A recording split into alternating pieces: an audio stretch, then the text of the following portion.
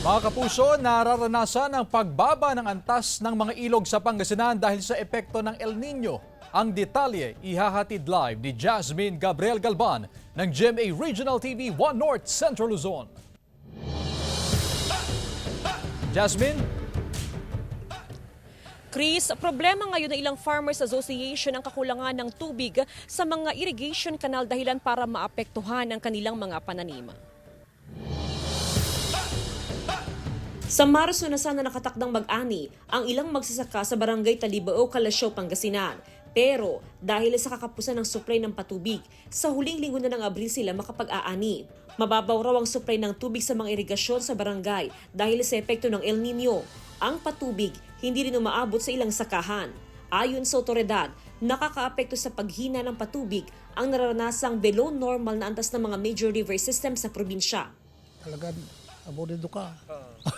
Kasi Amne-amne so gastos. Hamon daw sa ilang bangus growers sa Dagupan City ang pagbaba ng antas ng tubig sa mga palaisdaan.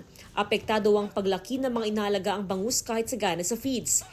Nauna nang sinabi ng otoridad na nasa below normal level ang Pantal Sinukalan River dahil sa epekto ng El Nino. Maaga na rin ibinabala ng isang fishery expert ang pagtama ng nip tide o alaal dahil sa mababaw na antas ng tubig. Maaari itong humantong sa fish kill. Lumalala umano ang problema sa kawalan ng patubig para sa ilang sakahan sa Mangaldan, Pangasinan. Ayon sa Municipal Agriculture Office, 12 barangay na ngayon ang walang patubig. Huling quarter ng 2023, nag-abiso na ang National Irrigation Administration o NIA sa Agriculture Office sa magiging problema sa patubig ngayong 2024. Sa ngayon, tuloy-tuloy ang pagtulong ng National Irrigation Administration sa mga apektadong magsasaka. Actually, nagpo-purchase nga ako ng water pump ngayon, no, malalaki. Na kung talaga makukulang, kami na po ang pupunta doon at kami na ang magpapatubig as long yung ilog, meron pang makukuhang tubig, yung ipapap namin yun, papunta sa kanilang palayan. Iniinda ng ilang magsasaka sa Nueva Ecija, Tarlac at Bulacan ang nararanasang pagkabitak-bitak ng kanilang sakahan dahil sa epekto ng El Nino. Kulang daw kasi ang tubig sa Pantabangan Dam na pangunahing pinanggagalingan ng tubig. Halos tuyong-tuyo at makikita na ang mga bitak sa mga taniman ng palay dito sa bayan ng Liganes, Iloilo dahil sa sobrang init ng panahon.